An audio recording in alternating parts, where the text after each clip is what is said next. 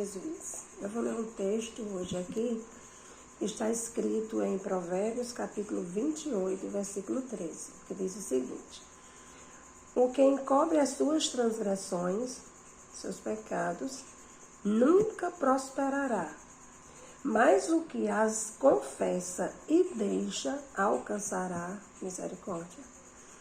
Aí você pode me questionar, não é aquele que faz as coisas erradas, que peca e esconde e não prospera? E tanta gente que eu conheço que faz as coisas erradas e faz escondido e não expõe o seu erro e é próspero.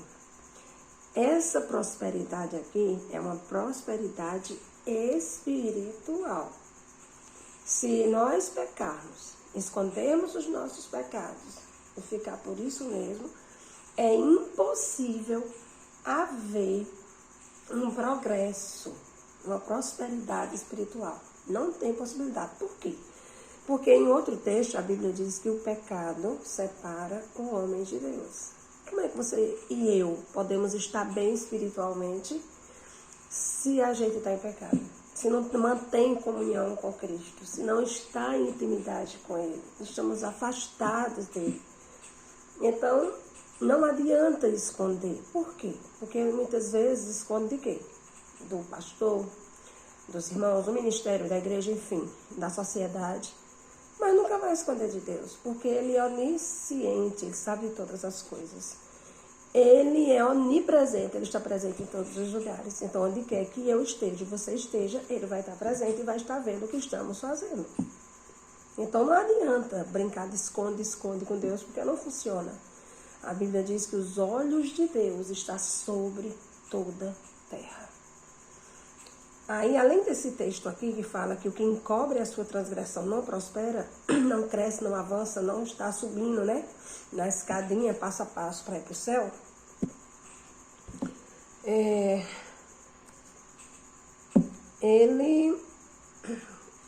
Se ele se arrepender, aliás, se ele confessar, quando ele confessa, aí a coisa muda de figura.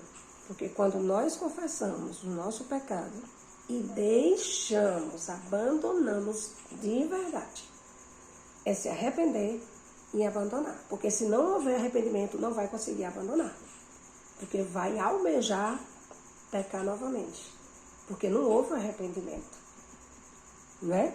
Então, assim, quando nós nos arrependemos de algo que nós pensamos, falamos ou fazemos, e sabemos que o Espírito Santo de Deus já nos convence, sabemos que entristeceu o coração do nosso Deus, então o que temos que fazer? Porque o Espírito Santo, ele fala conosco. Aquele que é nascido de novo tem o Espírito Santo. Pode não viver no pecado, mas peca. O Espírito Santo chega lá, o papel dele é esse, chegar e convencer. A mim e a você, do pecado, da justiça e do juízo. Né? Aí aqui está falando assim.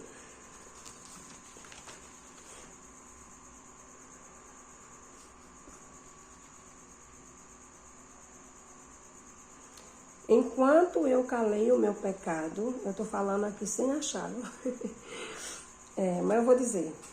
Enquanto eu calei o meu pecado, os meus ossos envelheceram. O pecado, além de nos afastar de Deus, ainda faz com que a gente fique doente. Mexe até com o nosso corpo, prejudica até o nosso físico. Não é? Porque aí esconde, fica sufocado, angustiado e acaba ficando doente emocionalmente, fisicamente, psicologicamente. Então, a solução não é esconder. A solução é confessar. Por quê? É o que está escrito aqui em 1 João, capítulo 1, versículo 8. Se dissermos que não temos pecado, enganamos-nos a nós mesmos. E não há verdade em nós. Olha isso.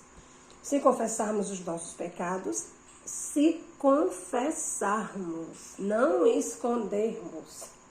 Se confessarmos os nossos pecados, Ele quem? Cristo é fiel e é justo para nos perdoar os pecados e purificar, limpar, lavar, tirando toda injustiça. desde que haja um arrependimento genuíno. Então, nós precisamos estar no centro da vontade de Deus. Porque se nós não estivermos no centro da vontade de Deus, nós não vamos conseguir manter comunhão com Ele. E para estar no centro da vontade de Deus, nós precisamos fugir da aparência do mal. Qual é o mal que pode nos afastar de Deus? Pecado. Tudo aquilo que nós vemos que pode fazer com que a gente caia, com que a gente vacile, a gente tem que fugir. Fugir da aparência do mal, para que possa evitar de pecar. Mas caso peque, o apóstolo Paulo diz, vocês têm um advogado que intercede por você. Quem é esse advogado? Cristo. Mas isso não significa dizer que porque ele é nosso advogado e intercede por nós, a gente pode pecar a hora que quiser. Né? Porque ninguém pode brincar de ser crente. Porque Deus não brinca de ser Deus e muito menos Satanás brinca de ser Satanás. O intuito dele é nos derrubar mesmo, de estar como um leão ao nosso derredor, procurando a quem possa tragar. A Bíblia diz que os anjos do Senhor acampam ao redor dos que o temem e os livra. Ao redor. Mas se a gente abrir uma brecha, aí Satanás que está ao derredor, ele entra. E aí ele faz o que quer, né? Ele faz qualquer um de bolinha, joga para lá e para cá, igual uma folha seca.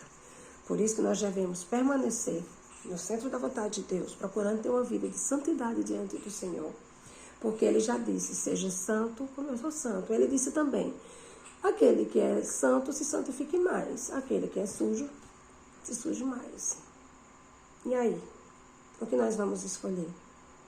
Nos sujar mais? Se emaranhar mais com as coisas desse mundo? Nos afastar mais de Deus?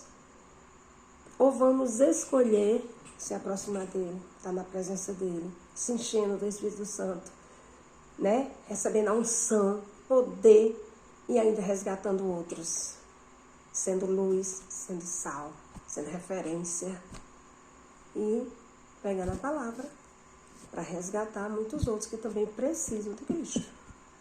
Amém? Que Deus em Cristo abençoe as nossas vidas e que Ele derrame porção dobrada do seu Espírito Santo sobre a nossa vida, para que possamos ter autoridade para dizer não ao pecado. E Jesus está às portas. E isso não é brincadeira. Os sinais estão aí. Não pode fingir que está vendo. Todos estão vendo. Então é melhor quando ele voltar, a gente subir e se encontrar com ele nas nuvens, do que ouvir, apartai-vos de mim, maldito. Eu não vos conheço. Ele não vai ter prazer em dizer isso, mas infelizmente para muitos ele irá dizer. Porque ele é amor, mas também é justiça. Que Deus abençoe a sua vida, a nossa vida, em nome de Jesus.